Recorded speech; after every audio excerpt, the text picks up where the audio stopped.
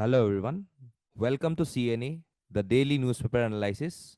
So today we are back with the following content of list. So before proceeding, I just want to announce that we have recently launched the Puja offer. So there are various number of discounts going on with the upcoming courses. Our offers and various other study materials are also available freely in the WhatsApp group of us. So if you wants to download and avail such offers for our programs as well as our free study materials, please join the WhatsApp group. That is you can directly go with the link given below. Okay. Also, you can directly go with the Telegram channel to get the regular updates of the CNA in association with the WhatsApp group. Okay, so therefore, you must join these two groups so as to avail some of the greater benefits in the coming times.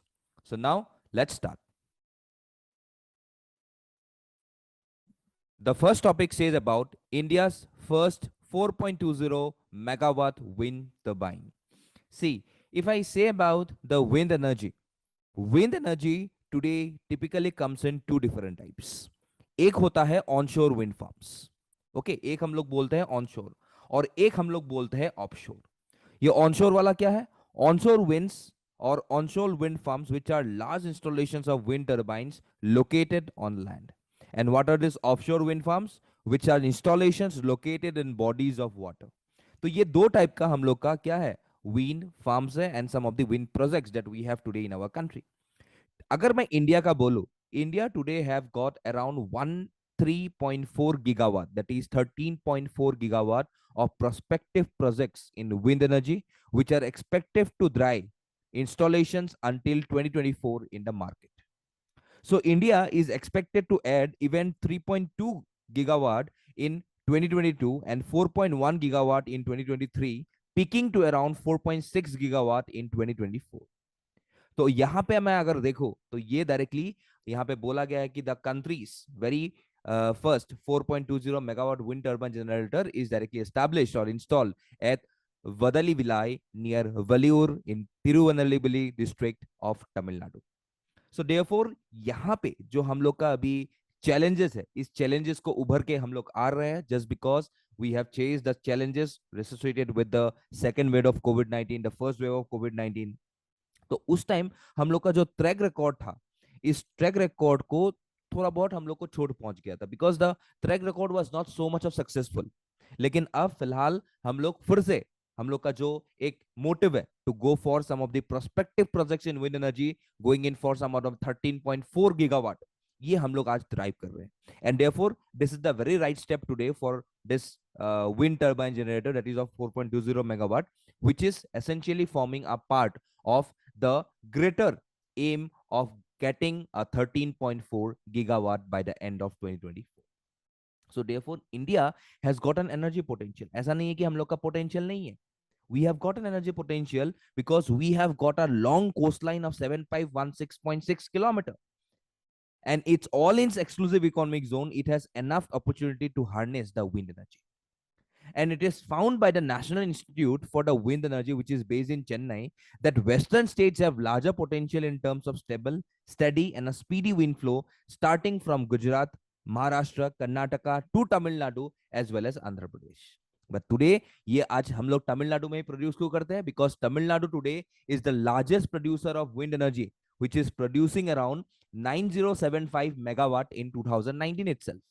तो आज अगर मैं इन लोग सब अगर हम लोग का फिर से यहाँ पे ऐड हो जाए, then with the respective addition we could directly say that wind energy can directly be a game changer in the coming times. और ये हम लोग को चाहिए गेम चेंजर हिसाब से, क्योंकि today we are focusing much more towards what the renewable source of energy instead of going in not going in for the non renewable resources. ठीक है, तो ये हम लोग के लिए आज बहुत इंपॉर्टेंट है and therefore we needs to go ahead with this number of wind turbines. ठीक है, तो विंड टर्बाइंस में विंड एनर्जी में जो ये हम लोग का आप लोग यहाँ पे देख सकते हो जो in in this picture, okay, the picture which is directly shown over here. इस पिक्चर में जो जितना चीज देखते हैं आप लोग, ठीक है, तो यहाँ पे हम लोग का ये देखते हो आप लोग का ये विंड है, ऐसे आएंगे wind. Okay, so this wind is directly touching and will makes the rotor blade move. तो रोटर ब्लेड के अंदर एक गियर बॉक्स होता है, उसके बाद जनरेटर होता है, फिर ये जो आप एक देख रहे हो, ये टाइप का जो एक बॉक्स टाइप का है, उसको बोलते हैं हम लोग nacelle, which is directly a compartment. Okay, उसके बाद ये नीचे इस स्टैंड में हम लोग का पावर केबल्स रहता है, and from this power cables, ये नीचे ब्राउन कलर का ये देख सकते हो, ये इसको बोलते हैं हम लोग transformer. And through this transformers all this switch yard, it will go to the switch yards like this. ये स्विच यार्ड है, देख सकते हो, ये स्विच यार्ड है। And from this switch yard through various number of lines it will reach to the consumers. Okay, सो आज अगर हम लोग बोले, we have got Gujarat and Tamil Nadu who will be the major players in this mission. Okay, तो ये आज हम लोग का सेंस इंस्टॉल किया गया है, तो इसका नाम और इसका जो कैपेसिटी है 4.20 मेगावाट का, और किस स्टेट में कौन सा जगह में है, ये डायरेक्टली आप लोग को याद रखना पड़ेगा। ठीक है, चलिए नेक्स्ट पे आते हैं।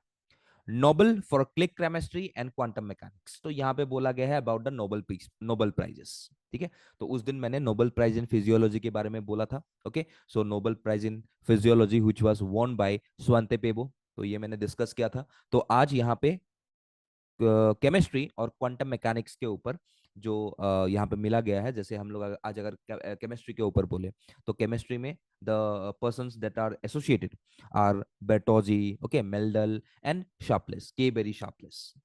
So they won the Nobel Prize in Chemistry on Wednesday for discovering reactions that let molecules snap together to create desired compounds and that offer insight into the cell biology. ठीक है, तो यहाँ पे मैं अगर बोलूँ इनका सिग्निफिकेंस अबाउट दिस थिंग्स, तो इसको बोलते हैं, जो ये लोग जिसके ऊपर इन लोग को मिला है, इसको बोलते हैं क्लिक केमिस्ट्री. तो what is this click chemistry means? It is used to describe reactions that are very much of fast, high yielding and clean, meaning that they do not produce a lot of unwanted side products. इसको बोलते हैं क्या? Click chemistry. मैं फिर से बोल देता हूं, क्लिक केमिस्ट्री क्या होता है? It is used to describe the reactions that are fast, बहुत ज्यादा स्पीड होता है रिएक्शंस, हाई यील्डिंग, बहुत ज्यादा लाभवान होता है, एंड क्लीन, क्लीन मतलब एकदम साफ, ज्यादा वेस्ट प्रोडक्ट्स प्रोड्यूस नहीं करते, meaning that they do not produce a lot of unwanted side products, मतलब जो कचरा होता है वो कचरा बहुत कम प्रोड्यूस होता है, तो उनको बोलते हैं हम लोग क्लिक केमिस्ट्री. एंड ये किस लिए यूज होता है? It helps to develop the bioorthogonal reactions that operate safely inside living organisms without disrupting their biochemistry. And this breakthrough allowed scientists to track the movement of biomolecules in cells and so tease apart the complex working of life. Okay, so ये जो हम लोग के तीन laureates है, Nobel laureates, Sharpless, who came up with the term of click chemistry and work extensively on it. Then if I say about this man, which is Mendel, okay, Meldal के अगर मैं बारे में बोलूं, तो Meldal independently of Sharpless came up with special chemical structure which is known as triazole. Okay, याद रखना ये सब टर्मिनोलॉजीज बहुत इंपॉर्टेंट है, which has many significant applications. फिर अगर मैं इनके बारे में बोलूं, so the lady that is Bartholdi, she took the next step of developing the click reactions that could work inside living organisms. Okay, so we can see how the living organisms, how the reactions directly take place, okay, without interfering with the native biochemical process. तो ये directly in लोग ने research किया है, and we can see that Bertozzi is only the 8th woman to win the chemistry prize of Nobel history. So therefore, today we know about these persons who are going in for this click chemistry. Okay, जो कि मैंने बोला, it's a fast, high yielding and clean that do not produce a lot of unwanted side products. तो इनके ऊपर जो chemical reactions होते हैं बॉडी के अंदर, तो वो सब एक प्योर प्रोसेस में without lifting a good number of residue, तो ये इन्होंने सर्च किया, रिसर्च किया था. ठीक है, तो अगर मैं नेक्स्ट पे आऊं, that is the persons associated with this tree, that is aspect, then Kloster and Jellinger. Okay, so these three people, they directly went on for the 2022 physics laureates for development of experimental tools that has laid the foundation of a new era of quantum technology. So these peoples and their respective contributions, okay, we could see that they are be very much be useful, okay, in terming some of the various supercomputers and various number of communication systems, because today in this term we could see about the internet of things which could be also be helpful by such number of researchers. अगर मैं इनका बारे में बोलूं, that is alien aspect, he developed a setup to close an important loophole which was able to switch the measurement settings after an integral pair has left its source. तो ये इनका थी. Then if I say about जेलिंगर, तो ही research एंटेगल quantum states, okay, सब quantums में ही काम किए थे, अबाउट टेलीपोर्टेशंस ये सब में किए थे.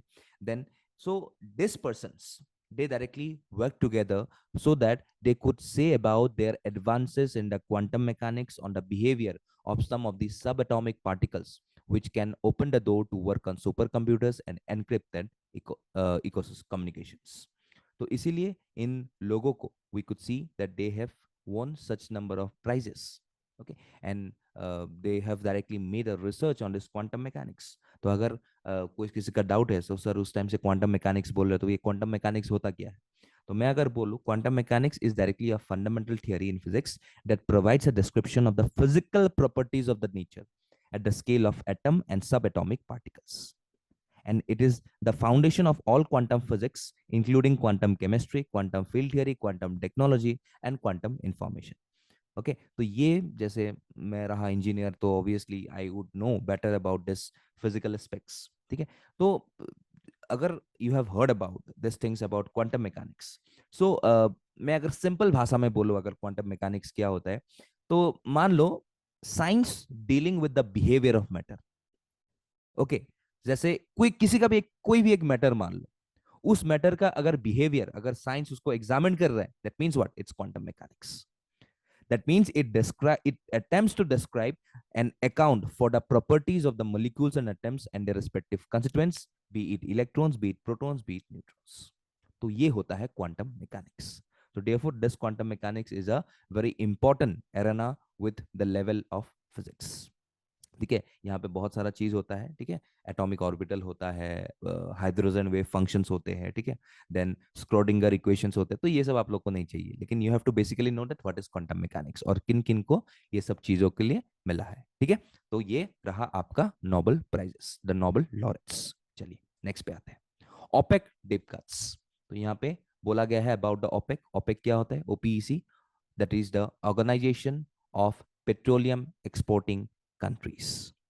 तो ये OPEC countries which were basically founded during the time of Baghdad Conference in 1960 by Iran, Iraq, Kuwait, Saudi Arabia, and Venezuela, which aims to manage the supply of oil in an effort to set the price of the oil in the world market in a very equitable manner. और इस OPEC countries का दो Austria is not a part of this OPEC, but इनका जो headquarter है ये Vienna Austria में है, ठीक है। तो ये ओपेक जो मेंबरशिप है, it is open to any country that is substantially exporter of oil and which shares the idea of the globalization, sorry not globalization, organizations, ठीक है।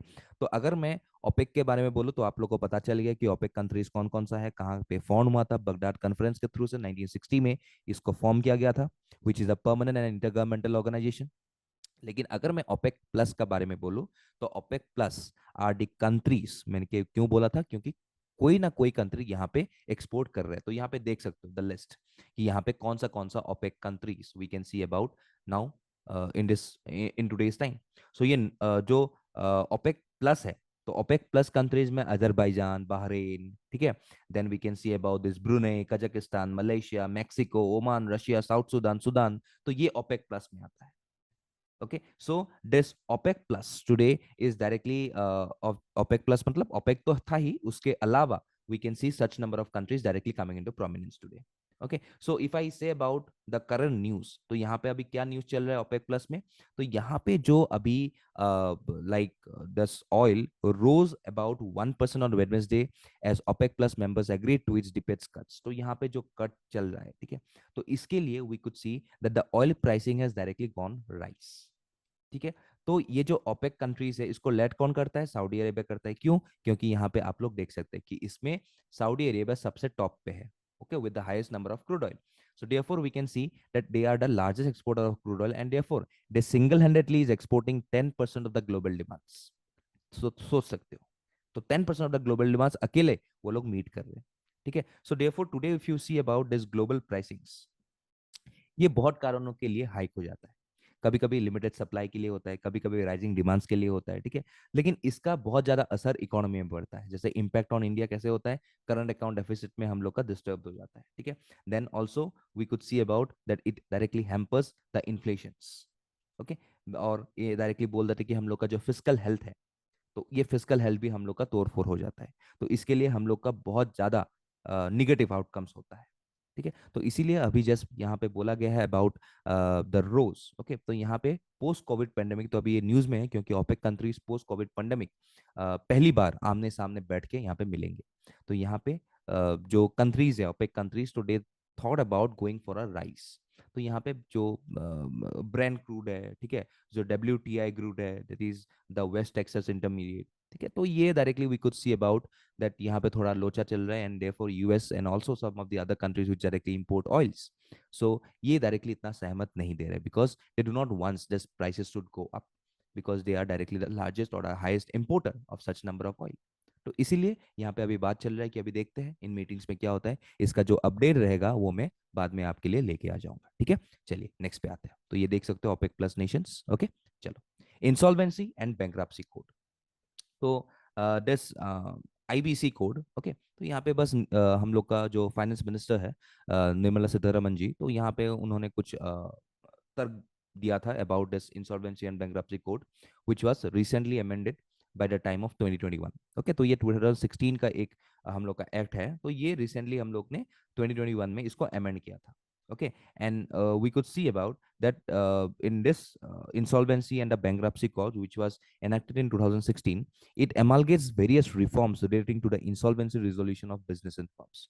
तो अगर मैं पहले बोलूं about सर बाद में तो बोलते रहेंगे आप इंसॉल्वेंसी एंड बैंक्रप्सी, लेकिन what do you mean by this insolvency and bankruptcy, ये होता क्या है? तो insolvency is a situation where individuals और companies are unable to repay their outstanding debt. मतलब मैं किसी से अगर लोन लूं तो मैं अगर वो रिटर्न नहीं कर पाऊं, तो supposedly if I am directly an individual और a company, so I will directly be called as an insolvent, ठीक है। तो वो रहा इंसॉल्वेंट। तो बैंक्रप्सी क्या होता है? It is a situation where by a court or competent jurisdiction has declared a person or entity insolvent। तो ये तो मैं बिना लोन, अभी तक मैं लोन नहीं दे पाए तो आई बिकेम एन एनपीए, तो उसके बाद हम लोग इंसॉल्वेंट बन जाएंगे। लेकिन मेरे को अगर कोई एक लेजिटिमेट एजेंसी अगर बोल दे कि he is very much of not competent to repay your loan at such time of period, I will be declared as a bankrupt. That means having passed appropriate orders to resolve it and protect the rights of the creditors, it is a legal declaration of one's inability to pay off the debt। तो ये होता है insolvency और bankruptcy के difference. तो अभी जो हम लोग का ये इंसॉल्वेंसी एंड बैंक्रप्सी कोड आया था, ठीक है, basically this code was brought upon two solve such number of manage. तो यहाँ पे बहुत सारा बात बताया गया था about the positions, about the key features, कि कैसे इंसॉल्वेंसी प्रैक्टिशनर्स को टैकल किया जाएगा, कैसे उनका जुडिशियल प्रोसेस, कैसे कंसेंशुअल प्रोसेस स्टार्ट होंगे, कैसे अप्रूवल किसका कब चाहिए होगा, क्या नहीं होगा, कैसे रिजोल्यूशन डिस्प्यूट करेंगे। तो ये सब चीज यहाँ पे बताया गया है। सो देयरफॉर यहाँ पे एक मेन चीज आता है which is directly known as the PIRP। ओके, तो मैंने क्या बोला, मेनली यहाँ पे एक चीज बहुत इंपॉर्टेंट है which is known as the PIRP। तो यहाँ पे what is PIRP? It is the pre packaged insolvency resolution process. Okay, तो इट्स अ प्री पैकेज्ड। तो प्री पैकेज मतलब ये पहले ही एक डिफॉल्टर को दे के रखता है कि हाँ चलो इतना तक पहुंच गए, so we will directly like go for a resolution. तो अगर मैं इस PIRP के बारे में बोलूं, तो it's a pre pack in the resolution of the debt of the distressed company through an agreement between secured creditors and investors। Okay, so इसमें क्या होता है? The system of insolvency proceedings has become an increasingly popular mechanism for insolvency resolution in even for other countries। तो इसमें क्या होता है? इसमें under the pre-pack system, financial creditors will agree to terms with a potential investor and seek approval of the resolution plan from the NCLT, that is the National Company Law Tribunal। तो ये जो PIRP है, it is directly बहुत important है to solve every number of bankruptcy as well as insolvency cases, ठीक है। तो उसी के लिए यहाँ पे अभी बताया गया है निर्मला सीतारमण के द्वारा भी कि we could not afford to lose the sheen of its insolvency law. Okay, so यहाँ पे जितने भी लॉ हम लोग को बनाए गए हैं, ओके, जितना भी हम लोग का ऑब्जेक्टिव्स है, ये हम लोग को मीट करना पड़ेगा, ठीक है, because without going in for such number of resolution और liquidation we can not work upon a preferred solutions।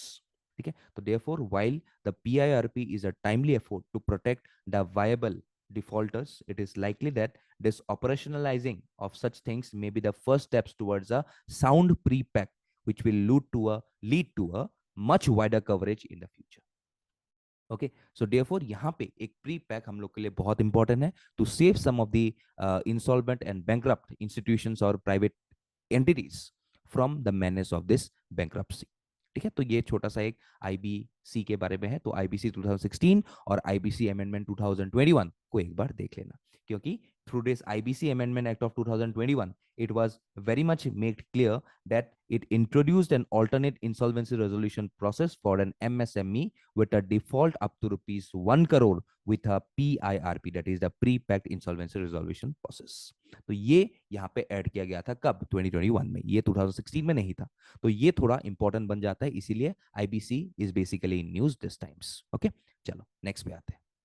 तो क्राइटेरियन फॉर SC, तो यहाँ पे जो तमिलनाडु के लोग हैं, ठीक है, तमिलनाडु के जो क्रिश्चियंस है वहाँ पे शेड्यूल कास्ट का डिमांड कर रहे हैं, बिकॉज हम लोग के जो कॉन्स्टिट्यूशन के हिसाब से, तो यहाँ पे जो हम लोग का शेड्यूल कास्ट है थ्रू द ऑर्डर, तो यहाँ पे यूनियन गवर्नमेंट ने ऑर्डर ऑफ 1950 में ओनली अलाउ किया था Hindu, Sikh and Buddhist religions to be recognise as schedule caste. तो यहाँ पे बोला गया है about the rights of a Christians as well as the Muslims. तो यहाँ पे फिलहाल अभी क्रिश्चियंस के बारे में बोल रहे हैं, तो अभी यहाँ पे वो तर्क हो रहा है।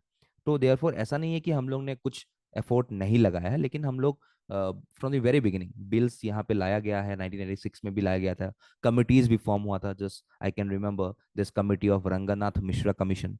ओके, सो ये डायरेक्टली एक कंस्टिट्यूट किया गया था about the religious and linguistic minorities. Okay, then एक कमेटी फॉर्म किया गया था 2005 में, उसका नाम है सचार कमेटी। ओके, सो ऐसा नहीं है कि हम लोग नहीं किए हैं, लेकिन फिलहाल we could not see about that this Christians or as Muslims are not included amongst the scheduled caste, because today we know that in the government jobs there is a 15% quota for the scheduled caste in the government jobs. तो ये अभी several petitions गया है यहाँ पे, ठीक है। तो अभी यहाँ पे देख सकते हो कि शेड्यूल कास्ट का हम लोग का इंडिया में पॉपुलेशन कहाँ पे ज्यादा है, ठीक है। So basically we could see about that such things directly happening in the countries which has directly gone for the non recognition of some of the peoples coming in from some of the other religions, ठीक है। तो यहाँ पे अभी अभी high power panel बैठेंगे, अभी बात करेंगे, लेकिन फिलहाल ये डिमांड चालू है।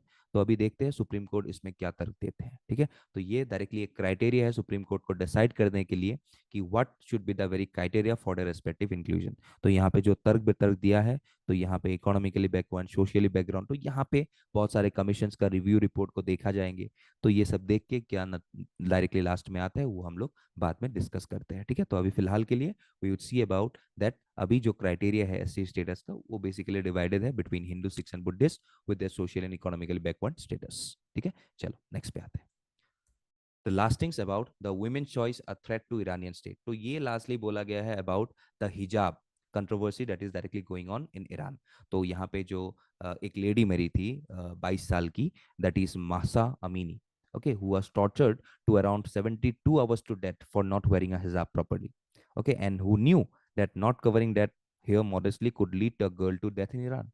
फिर भी वो थोड़ी liberal mindset की थी, okay, so therefore she went on by not covering her hair, and इसके लिए उनको मार दिया गया है थ्रू द मॉरल पुलिस। तो वहां पे एक मॉरल पुलिस रहता है, ठीक है, जो नोटिस करता रहता है कि वुमेन कहाँ पे सही कपड़े पहनी है, कहाँ पे हिजाब अच्छे से पहनी है, तो वो सब देखते रहते हैं, ठीक है। So today we know about this Iranian law which strictly recommends women to wear hijabs और headscarves with their regular outfits, okay, and anyone not following this recently being arrested, warned or has been punished severely, ठीक है। तो यहाँ पे अभी स्प्री of protest चल रहा है in Iran because the arrest of Mahsa Amini by the Iranian mortality police followed by her death led to the outbreak of this massive protest who is seen cutting off this their hairs, okay, burning off the hijabs, okay। सो यहाँ पे बहुत सारे अभी जो agencies है, human rights bodies है, तो अभी यहाँ पे बहुत सारा एक डिस्प्ले कर रहे हैं बैनर्स के थ्रू से, okay, they are protesting, okay, not only in Iran, also in some of the other countries we could see such number of protests through some of the silent protests are directly going on some of the other countries also। और यहाँ पे अभी जो like एक controversy आ गया है कि like women does not have a choice of what। तो यहाँ पे बोला गया है कि like see currently we could see that the women's and girls in Iran are directly threatened today if they don't follow the dress codes and are not given equal rights. So slowly the government is trying to take away the internet and all other resources which can be used to communicate with other country people trying to make it like North Korea. तो north Korea का भी यही हाल है। तो यहाँ पे अभी बोला गया है अबाउट वुमेन चॉइस। तो अगर मैं वुमेन चॉइस के बारे में बोलूँ तो सी today every areas or every country is directly going in for a patriarchal mindsets। तो ये अभी फिलहाल हम लोग का सब में है, ठीक है। तो in every areas today we could see that the decision that a woman directly takes in his life is very much not recognized in a very frequent way. तो supposedly मैं अगर इंडिया के बारे में बोलूँ, बच्चे कब चाहिए, ठीक है, फैमिली प्लानिंग कब करना है, ठीक है, अनवांटेड प्रेगनेंसीज, तो ये सब डायरेक्टली वुमेन के हाथ में नहीं होता है, ठीक है. Also we could see about the psychological impact of women. Okay,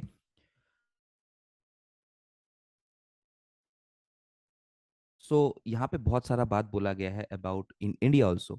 we have got the patriarchal sigma stigma जो मैंने बोला, फिर सॉन मेटा प्रेफरेंस, लड़कों को ज़्यादा ये करते हैं, चाइल्ड मैरिजेस होता है, चाइल्ड मैरिजेस के बाद क्या होता है, obviously the family plannings, okay, pregnancies होता है चाइल्ड मैरिज में, ओके. सो यहाँ पे होता है फिर absence of the pay parity, okay. So ये सब डायरेक्टली हम लोग का यहाँ पे हम लोग फेस करते हैं, ठीक है. ऑल्सो जुडिशियल रिप्रेजेंटेशन में वीमेन कम है, पॉलिटिकल रिप्रेजेंटेशन में वीमेन कम है, ठीक है. सो ये सब हम लोग का बहुत सारा हम लोग का इश्यूज है आज इंडिया में. लेकिन फिर भी वी कैन सी दैट हम लोग का ऐसा नहीं है कि like today womens have directly not have any type of choice. अगर वुमेन कुछ करना चाहती है तो आज वो बेफिक्र चली आती है, वो काम करती है, and everyone is very much encourage today in our country, but it is not in some of the countries like Iran. तो यहाँ पे जो महसा अमीनी है, who directly faced the brutality of this morality police for her dress code violation, is considered a challenge to the age old male hegemony in this country. Okay, तो यहाँ पे वही सब बोला गया है कि कुरान में थ्रू सूरह नूर and ahzab provides a general guidelines about social conduct and clothes permissible to be worn by both the sexes. तो ये सब अभी यहाँ पे जो फॉलो नहीं किया जा रहा है, तो इसी के लिए यहाँ पे बहुत ज्यादा प्रॉब्लम्स चल रहे हैं. ओके, ये लोग वो सब बात नहीं मान रहे, and therefore we can see the male hegemony is very much taking in a very rapid way in this country. ठीक है, इवन हम लोग का जब लेट सुषमा स्वराज जी जब उनके प्रेसिडेंट को मिलने गए थे, ठीक है, तो we could see that she was fully covered. तो ये बहुत हम लोग का एक चॉइसेस है उस कंट्री का which directly threats the hegemony directly coming in this respective area. तो therefore we could see that this is the time period which needs a change in this respective country, because अभी ये जो protest चल रहा है, इस protest के वजह से we could see the disruption of law and order, ठीक है. Also we could see the disruptions in the lives of the poor. Also यहाँ पे लोग मर रहे हैं, okay. So ये नहीं होना चाहिए, because the government is also not responding to the demands of the people. Obviously क्यों डिमांड में जाएंगे, because this country is year old. इन लोग का जो ट्रेडिशन है, इन लोग का जो कल्चर है, इन लोग का जो एक थॉट प्रोसेस है, वो अभी भी बहुत पुराना है. They are still living in the medieval age. तो यहाँ पे ये को अभी मॉडर्नाइज होना पड़ेगा, मॉडर्नाइज अप्रोच लगाना पड़ेगा, तब जाके ये लोग थोड़ा लिबरेट हो पाएंगे, एंड तब जाके ये लोग थोड़ा जो चॉइसेस है, वुमेन चॉइस है, okay, women's choice, women's interest, ये सब पूछ पाएंगे, और तब वुमेन्स को रिकॉग्नाइज किया जाएगा इस कंट्री में. तो यहाँ पे वही सब बोला गया है कि how a women choice is very much important for a country to recognize their respective interests and recognize their respective happiness. तो यहाँ पे वही सब बोला गया है about, because ये अभी जो सिचुएशन चल रहा है ये आउट ऑफ कंट्रोल चल रहा है. People raising slogans, people are burning of the burqas, they are running, they are cutting off their hairs, ठीक है. तो यहाँ पे ये सब प्रॉब्लम चल रहा है. तो उसी के बारे में अपना जो राइटर है जियाउ सलमान, तो यहाँ पे उन्होंने वही के बारे में बोला, उसी के बारे में बोला कि wearing a hijab or not wearing one should never be constructed as a challenge to the state, rather it's a personal choice. तो यहाँ पे उन्होंने एक मीडियम स्टेज दिया, मिडिल स्टेज पकड़ा है कि it should be a personal choice and never ever should be written और should be very much obligated by the respective state. तो यहाँ पे वही बात बोला गया है, ठीक है.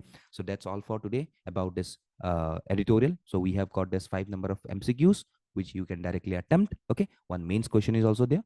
Okay, so that's all for today. You have these MCQs of the previous day. Okay, so that's all for today. Thank you for hearing, and Jai Hind.